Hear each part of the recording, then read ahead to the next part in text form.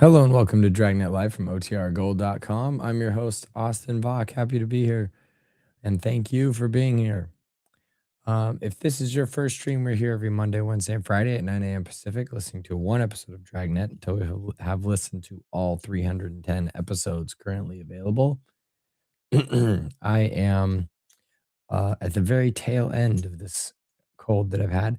I don't have any sore throat. I don't really have any congestion, but for whatever reason, my voice is still lower. Guess I can't complain much if I'm speaking into a microphone. Maybe if this stays around, this is my normal voice. All right, let's see here real quick. Go to the chat. Shout out to everybody in chat. Okay, we got Evan from Newfoundland, Life with Roscoe, Andrea, Alfredo, Chris, So Over It, TC, welcome. Ronnie, who else we got? Addie, welcome. Hope you all had a great weekend. Today we're listening to episode 256. The title is The Big Rescue. And in today's episode, we're Detective Sergeant assigned to robbery detail. Two men are terrorizing our city. They're both armed and considered dangerous. Our job is to get them. Today's episode originally aired July 13th, 1954. And since we're in a new month, we're going to do some historical context here. In July 1954, Leonard Bernstein, Betty Comden, and Adolph Green's musical Wonderful Town closed at the Winter Garden Theater after 559 performances and 5 Tony Award wins. U.S. Open Women's Golf. Babe Didrikson, Zaharis. Sorry, I butchered her name, but she wins by a record 12 strokes in her comeback event 14 months after colon cancer surgery. Okay. Good for her. Let's see. What else is going on here? Elvis's first recording session. Singer Elvis Presley's first professional recording session takes place at Sam Phillips Memphis Recording Service in Memphis, Tennessee. The trio recorded 4 songs, including their historic cover of Arthur Big Boy Crudup's song, That's All Right. British runner Jim Peters, 17 minutes ahead of any rival, collapses on the final stadium lap of the Commonwealth Games Marathon in Vancouver. 17 minutes ahead, that's huge. Okay, who was born then? Let's see. July 1954, President Eisenhower puts forward a plan for an interstate highway system. Lots of new TV channels popping up.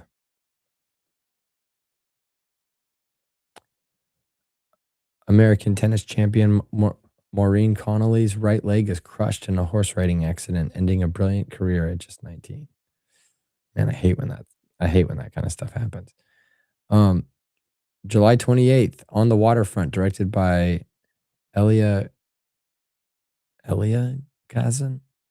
I don't know. Someone help me. On the Waterfront, starring Marlon Brando, is released and won the Oscar for Best Picture in 1955. Ooh, The Fellowship of the Ring is published. The first volume of The Lord of the Rings by J.R.R. Tolkien. It's published in London. That's cool. And we're getting into the birthdays. American Baseball Hall of Fame outfielder Andre Dawson was born in Miami, Florida. Angela Merkel, the former Chancellor of Germany, was born July 17th, 1954. American Pro Football Hall of Famer Walter Payton was born in Columbia, Mississippi.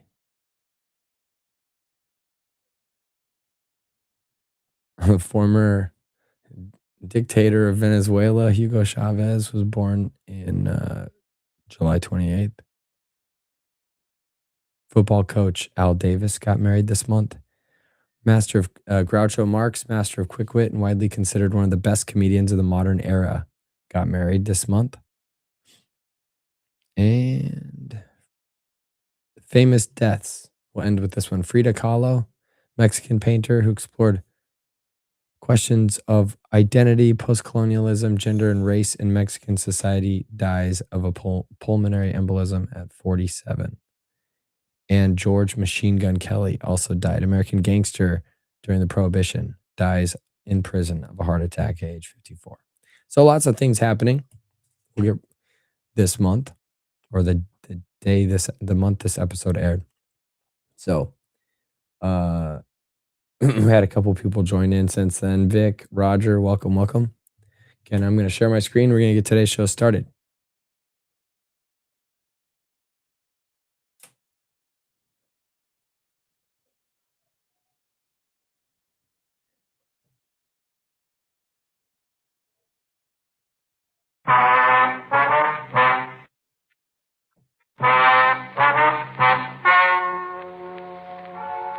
Ladies and gentlemen, the story you are about to hear is true.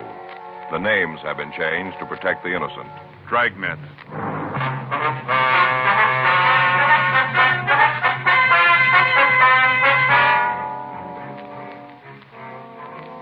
You're a detective sergeant.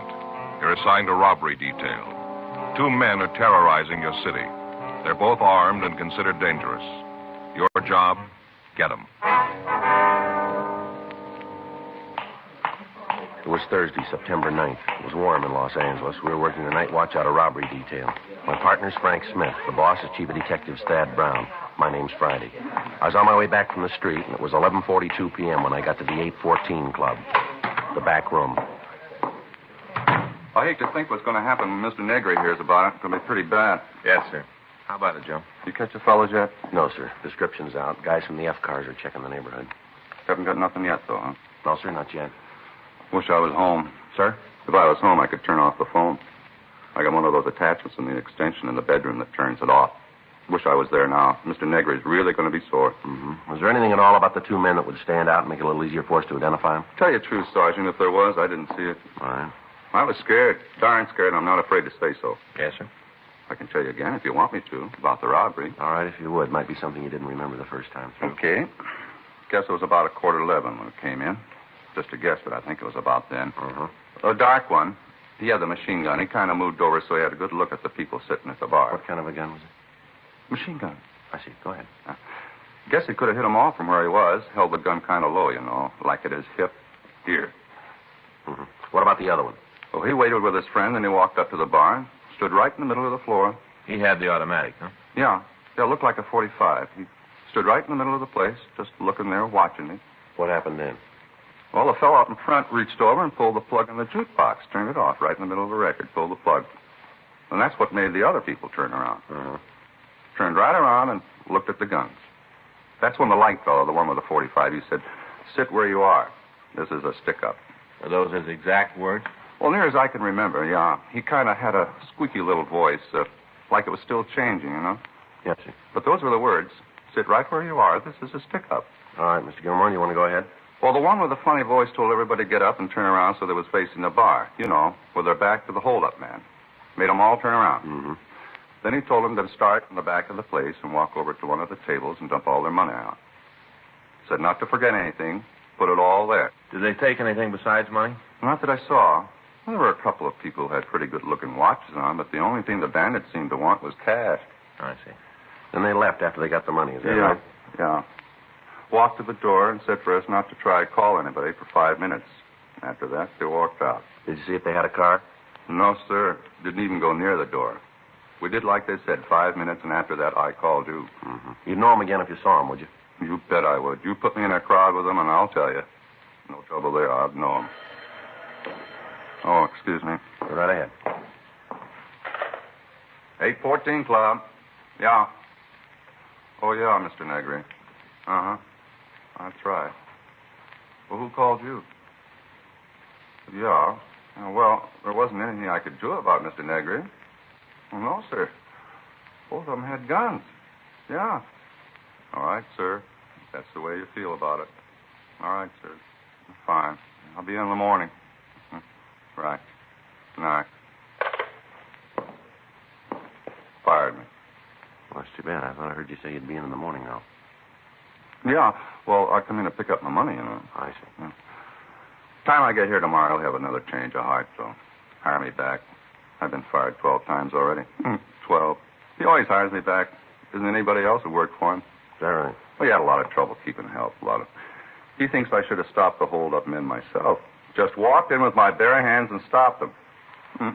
Pretty silly when you think of it. Uh-huh. He says they're only kidding with the guns, that they wouldn't have really shot me. Pretty silly. Says he'd have bet on it. All right. Doesn't take too much to figure that out. Well. Either way, I'd have lost, wouldn't I? The description of the suspects, the method of operation they'd used, everything about the robbery sounded just as if it had been read from our M.O. bulletins. For the past 3 weeks, Frank and I had been after the two gunmen. All sources of information had been tapped. Victims and witnesses had been questioned and re-questioned. People in the immediate vicinity had been talked to. Mug shots had been pulled and worn out by handling. To date, in concrete information, we had exactly what we'd started with. Two gunmen who were moving around at will and robbing citizens where and when they chose. The victims of the latest robbery were shown the mug books, but they were unable to make an identification. The canvass of the area turned up no usable information. Frank and I worked until 3:45 a.m., and then we filled out the log and left the office. The next morning, we checked with Captain Donahoe and Chief Brown. As a result of the meeting, we arrived at the only possible solution to apprehending the suspects. Legwork and a lot of it. We spent the rest of the afternoon rechecking informants. At 9:30 p.m., we stopped for dinner, and then we went back to the office. You got the address Sam gave you? Yeah, it's here somewhere. Yeah, here it is. Yeah. You think it's worth checking out? Well, we got nothing else to do. We might as well. As soon as I get these straightened up, we can take a ride out there and see him. Yeah. Robert Murphy. Yeah, he's here. Just a minute. Friday? Yeah, Mer. Take 3, will you, Joe? Thanks. 3? Yeah. This Friday.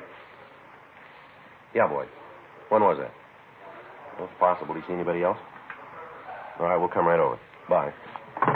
It's Highland Park. They just picked up a guy for 459. Yeah. Matches the description of our blonde hold-up man. You think it'll check out? I don't know. They shook him down when he was picked up. They found a 45 with a full clip.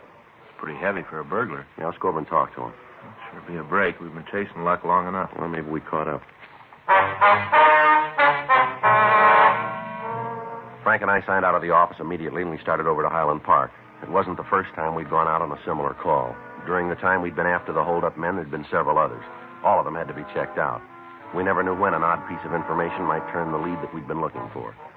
Just before we turned off onto Avenue 64, a call came in over the radio. All units on frequency 1, stand by. You want to turn it up? All Yeah, units I got on it. frequency 1, stand by. Stand by 11J4. All units on frequency 1, please stand by. Sounds like a good one. Yeah, wait a All minute. units in the vicinity of Highland Park area. All units in the vicinity of 6045 York Boulevard, Highland Park Division. Units 11F2, 11F3, 11F5, and 11F7. And all traffic units, attention. It's a big one. At 10:47 p.m. this date, an armed man entered the Highland Park police station and forced an officer to release 2 prisoners. The man was armed with a submachine gun believed to be a .45 caliber. Suspect is described Sounds like our boy. as WMA. 22.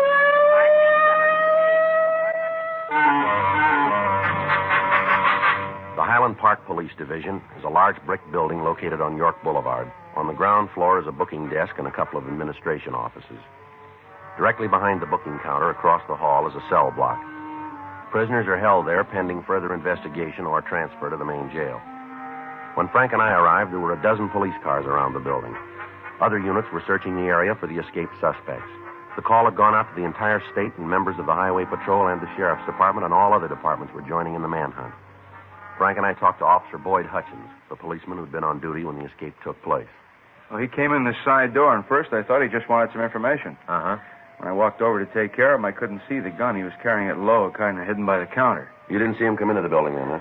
No, I was on the phone. First I knew was when he asked me if he could see Burton. Uh-huh. And I told him we couldn't swing it right then. Said he'd have to come back. And that's when he asked me if there was anybody around who could okay a visit. Well? I told him there was and said for him to come back in the morning. That's when he showed you the gun, huh? Yeah, he brought it right up over the counter. Said for me not to cause any trouble and I wouldn't get hurt. He didn't have to tell me. Yeah. If there'd been a chance for me to take him, I might have tried, but I didn't see how it'd prove anything for me to bleed all over him. Yeah. They made me take him back to the cell block. I unlocked the door, and he told Burton to come out. What about the other guy? Oh, his name is Kenneth Lechner. He was in the same cell with Burton. The guy with the machine gun asked if he wanted to go for the ride, and Lechner said yes, and then the three of them walked out of the building. Did they make any attempt to tie you up, anything like that? No, he just said sit tight. I wasn't about to argue. What do you know about this Lechner? Oh, he was picked up on a warrant from Oklahoma. What charge? Murder. We went to the city hall and we checked the name Gail Burton through R&I. There was no record on him in Los Angeles. We forwarded the information on him to George Brereton up at CII in Sacramento. The rest of the night was spent in checking out the possible places the suspects might have been hiding. In a city of over 2 million people, there are a lot of places. While we were combing the city, men from the Sheriff's Department were going over the county territory. We had a vague description of the car that was used, but it might match any one of several hundred being driven on the streets of Los Angeles. Roadblocks were set up on principal routes leaving the city. Special details were standing by at all train and bus depots, and the airports were covered. Leaves and days off for all personnel were canceled, and by the time the search got out of low gear, over 3,000 policemen were looking for the three men. Field stations were set up in the less populated areas, and coffee and hot soup were served to the men participating in the search. The night dragged on without result. Saturday, September 11th, we received a report that 2 men answering the descriptions of Burton and the man who'd aided in his escape had tried to rent a boat down in San Diego. However, when this was checked out, it proved to be false. Saturday afternoon, we received information from George Brereton that Burton had an arrest record in Sacramento and that mug shots and all information were being forwarded. We got in touch with the authorities in the northern city and asked them to check further on the friends and relatives of Burton. When the mug shots arrived, they were shown to the holdup victims. Mr. Gilmore, I'd like to have you take a look at these pictures, see if you recognize any of them. Mm-hmm. You think there might be one here of the fellow who held us up? Well, we want you to tell us if you can. Uh-huh. No. Not him. Uh-uh. No. Well, you remember how I told you Mr. Negri give me my job back? Yeah, I remember that. He did, just like always. Oh, that's fine. As soon as he read in the papers how they broke out of jail, he said I was right not to cause trouble. As soon as he found out about the jailbreak. Well, we're not sure they're the same men yet, Mr. Gilmore. Don't know why. Sir? Don't know why, you ain't sure. Here's his picture. This is the man who held you up? Yep, one and the same. How about it, Joe? It's Burton. The other victims also identified Burton as one of the men who'd held them up. With the name of the man, we at least had some place to start. We put in a call to Sacramento, and we talked to the police department up there. We found that the suspect had been arrested on charges of suspicion of burglary, suspicion of robbery, ADW, and assault with intent to do great bodily harm. In spite of the numerous arrests, Burton had only served 1 term in the county jail. We got all available information on him, and the search was intensified. We'd gotten reports from informants that the 3 men might try to escape across the border into Mexico. San Diego was notified of this, and Al Gayton was dispatched to the international boundary of Tijuana to aid the Mexican police. 2 days passed without news of the suspects. Monday, September 13th, Frank and I got back into the office from chasing down a lead that went nowhere. Better check with the skipper. Yeah, I'll do it right away. I got it. Robbery Friday. Yeah, all right, I'll take it. Long distance, San Francisco. You might have gotten up there, huh? Hello. This Friday. Oh, yeah, Eddie. Mm-hmm. Yeah, well, we got the identification from Brereton. No, nothing yet. When was that? That could be. It'd give him time, wouldn't it? Just a minute. Frank? Yeah? It's Eddie Vandervert up there. When did these guys pull the first job? I think it was August 16th. Place over on Pico. That's the first one, isn't it? Yeah. August 16th, Ed. No, the other one doesn't show up on any of the sheets. Kenneth Lechner. No, we're expecting it from Oklahoma. You guys will check it out for us then, huh? All right. Let us know as soon as you got something definite, will you? Right. Okay, Ed. Thanks for calling. Right. Bye. What's he got? Well, I got a rumble that Burton was up there the first part of August. He stayed about a week, he said. Yeah. Ed says he's got an informant down in the Fillmore district used to run with Burton. Might give us a lead on the partner. How come? Well, according to the informant, Burton met a guy up north. They got real chummy. They left town together. Come up with a name? Yeah, he did. Kirby Monet, M-O-N-E-T. Been in trouble? A couple of times. Petty stuff. Rumble's got it that he was always talking about going big, forming his own gang, cutting into the heavy stuff. Matches? Real good. Monet's description's the same as our number 2 man. Pictures of Kirby Monet arrived from San Francisco, and when they were shown to the victims of the thieves, we had a positive identification on our second suspect. Armed with this information, the job of the men in the field was considerably easier. Now they knew who they were looking for. 10:42 p.m., Frank and I started downstairs for our car. Excuse me, fella. Yeah? You tell me where the office of the chief is? Down the hall and to the right. Thanks. Wait a minute, fella. Hold on. What do you want to see the chief about? Well, it's personal. Maybe you better tell me, huh? If I wanted you, I'd ask it that way. All right, get over the wall. Better shake him down, Frank. All right. Over here. You don't have to go through all this. I'm not going to cause you any trouble. Your name's Kenneth Lechner, isn't it? That's right. If you couldn't find me, I figured I'd come to you. Frank and I took the suspect to the squad room, and we got in touch with Chief Detective Thad Brown. We told him what had happened, and he said he'd come over to the office as soon as possible. We shook Kenneth Lechner, but we found nothing. We asked him to tell us about the jailbreak. I didn't have nothing to do with it. You got to believe that. We'll let you tell us. I'm giving it to you the way it happened. Where are Monet and Burton? I don't know. Last I saw them, they were out on West Pico. You got an address? No. They were sitting in the car. They had a place cased, and they were waiting for the crowd to clear before they took it. You know what place it was? That's a bar out there. Got the name? No, I haven't got any idea. I told you I want no part of it. That's the reason I left. You haven't got any idea where the place is, huh? No, none. You want to tag communications, Frank? Tell them about it? Yeah. I'll get right away. You guys must have every cop in the country out looking for us. Never saw so much fuzz. Yeah. I can't go that route anymore. It doesn't work out for me. Never was any good at running. Did you hear anything at all about the plans they were making? No, not a lot. I don't think they trusted me very much. I was with them, but like an in-law or something. I'll tell you something, Sergeant. What's that? These guys are roof jobs, both of them. What do you mean? Well, they lost the road all the time talking about how they're going to put class back in holdups, going to form a big gang and really jump the cops. All the time talking like that. Roof jobs. Mm-hmm. You got any idea where we can pick them up? Ain't nothing I'd like better than to give you the address, but I ain't got it. What about this car they're using? Can you give us a description of it? Yeah, it's a 52 Nash, 4-door. Stolen? Well, it must be. They had it when we left Highland Park. You give us the number on the plate? I don't think so. I can't pull it up. I don't think I ever really took a good look at it. What about this machine gun? They got shells for it? They're loaded with them. These two guys are heavy enough to start a small war on their own. Monet carries a chopper and a 45 in his belt. Burton's got 2 45s and a 38. He carries a 38 strapped to his leg. He's always laughing about it. Says even if he's picked up, he's got to take it out. Mm-hmm. Oh, these guys are real far out. They've been reading too many comic books. All the time talking about Dillinger and Floyd. Burton even took to smoking cigars. Says it makes him look like Doc Barker. Anything you can give us that'll help us nail them? No, nothing. All right, Lechner, let's go. You take me to jail? That's right. Hey, you do me a favor, huh, Sergeant? What's that? Give me a cell by myself. I hadn't much sleep in the last couple of days. I'd sure like to get some. We'll see what we can do. All right, sit still a minute. All right, let's go. You got to put these on again? That's right. All right, come on. Get the word out? Yeah, a little late. What do you mean? Burton and Monet have already hit the bar. Patrol car spotted them on the way out. Yeah. It was a beef, and the men in the car took Burton into custody. Mm-hmm. Dropped him in the car and started to bring him in. Hadn't gone more than a couple of blocks when Monet drove up, rammed the police car, and started shooting. Anybody hurt? Yeah. He took Burton away from the men in the unit and shot one of them. How bad? Well, he's at Georgia Street receiving now. They don't expect him to live. We had Count Lechner held for the Oklahoma authorities. We contacted Captain Donahoe and told him what had happened. He'd taken over the search for the 2 suspects in the Pico area. A blockade had been set up on all streets leading into and out of the area. All vehicles were being stopped and searched. All pedestrians were being interrogated. Frank and I joined in the manhunt. By 6:30 the next morning, Wednesday, September 15th, the area had been covered without result. However, in checking all automobiles in the vicinity of the holdup, we'd come across a 1952 Nash, gray in color. The left front fender was damaged and it matched the description of the suspect's car very close. We put a stakeout on the vehicle and it was kept under watch for the next 24 hours. During that time, no one approached it.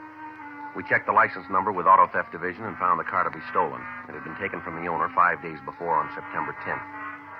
We brought Kenneth Lechner from the main jail, and he positively identified the car as the one driven by Monet and Burton. At the end of the surveillance, a crew from the crime lab came out and identified paint scrapings from the damaged fender as having come from the police car that had been rammed. A crew from Leighton Prince came out and went over the car. While they worked, Frank and I stood by. Looks like we got it turned. Now, it's not going to do us much good if we can't find the guy with the key.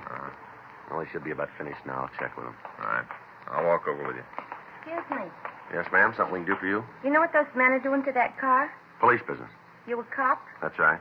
You tell me what's going on? Investigation. Of what, the car? That's right.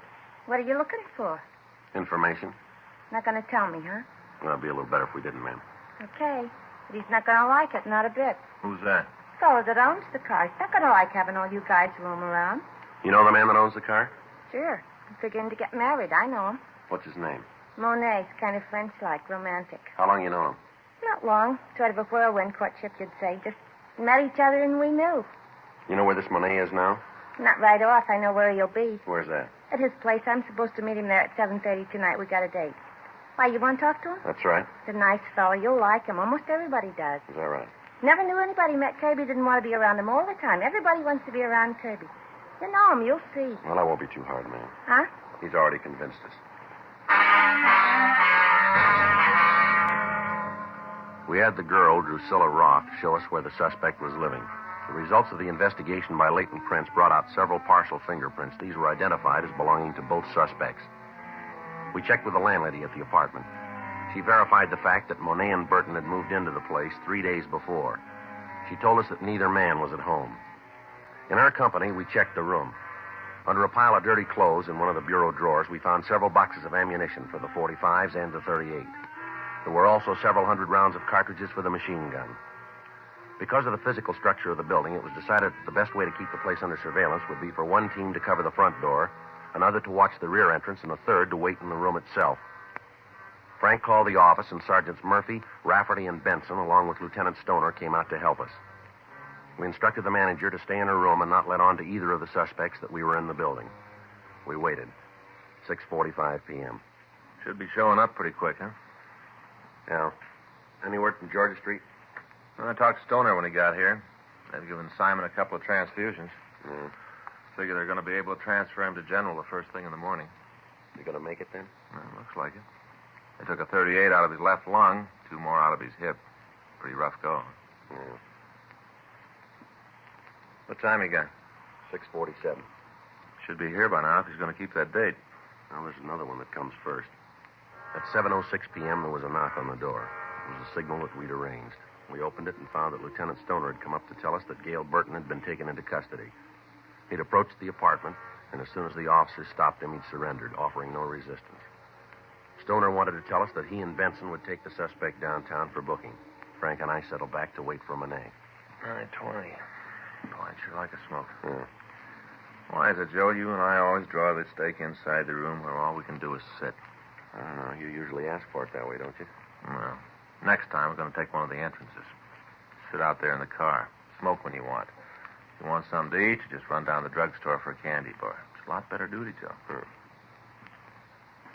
Sounds like somebody coming tonight. Yeah. What's that? Yeah. All right, Monet, hold it right there. Watch it, Joe. See him? Yeah, down this way. All right, hold it. Any sign of him? No, he might have gone down the stairs. The apartment at the end of the hall. Right. Come on. All right, Monet, come on out. It's the last time around, Monet. Throw that gun out and you follow it. Not coming out. All right, let's go in. Wait a minute. I'll knock. Hey, don't shoot me while I quit. I don't want to fight. Throw the gun out here. Right there. Drop it. All right, here it is. Doing like you say. I got it. All right. Hands behind your head. Back out of the door. Come on, turn around. Keep those hands where we can see them. Okay, I'm coming. I don't shoot anymore. I won't give no more All right, trouble. hold it right there. Now, don't move. Keep those hands up. I'll shake him. Here's another one, 45. Had it in his belt. I'd have given it to you. I wasn't going to try Yeah, anymore. sure. All right, keep still. All right. Take your hands down. Back of it. One at a time. All right, now turn around. You going to take me in now? That's right. That cop I shot, he didn't die. No, you're pretty lucky. And all you got me for is robbery. That's all. Just robbery. That's how it looks from here, doesn't it? Robbery, that's all. Jail term doesn't make a lot of difference. Is that right? Sure. Isn't a jail built can hold me? Not one. I'll get out. I'll be running again. You'll see. I wouldn't give odds. Huh? Bigger men than you said they'd come back. Yeah, show me. I'd sure like to meet him. Don't worry, you will.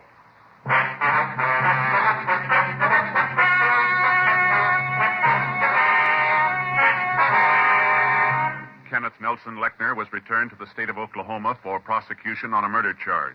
A hold was placed against him by the state of California in the event he is paroled.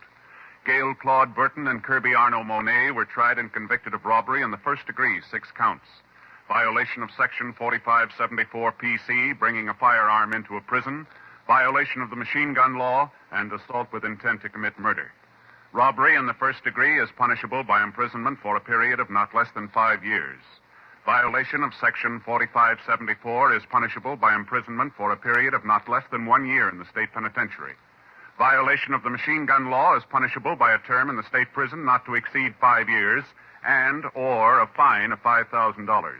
Assault with intent to commit murder is punishable by imprisonment for a period of not less than 1 nor more than 14 years in the state penitentiary. You have just heard Dragnet, the authentic story of your police force in action, and starring Jack Webb, a presentation of the United States Armed Forces Radio Service.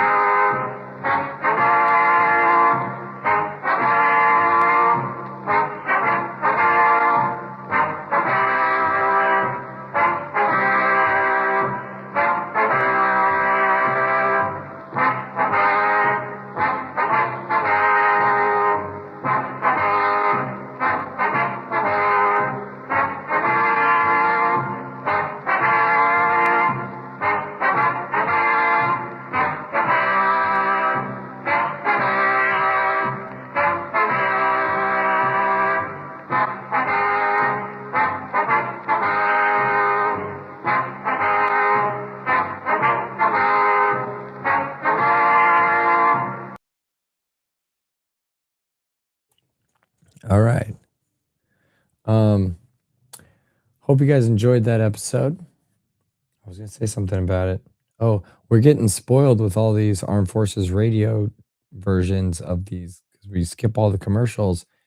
I'm actually, with our unofficial tagline, channel tagline, don't smoke, drink water. I'm getting concerned that you're all dehydrated. So, after you drop off, make sure you go drink a glass of water so you stay hydrated, guys. Okay, we don't have our indicator of Chesterfield commercials or something to remind us to drink water. Okay, well, thank you all for tuning in. Thanks for the fun time in chat today. I like this. So over its comment, they got him. Addie says, big surprise. Hey, it doesn't happen every time. Sometimes it's a 2-part episode and takes them 2 episodes to catch the criminal. There isn't, actually, I think we've listened to a Dragnet episode where it goes unresolved. It's such a horrible feeling. I like them when they're resolved. So I'm not going to complain too much. Okay. Thank you. Have a great Monday. Hope to see you back on Wednesday. Until then, be safe, be good, be happy. Bye.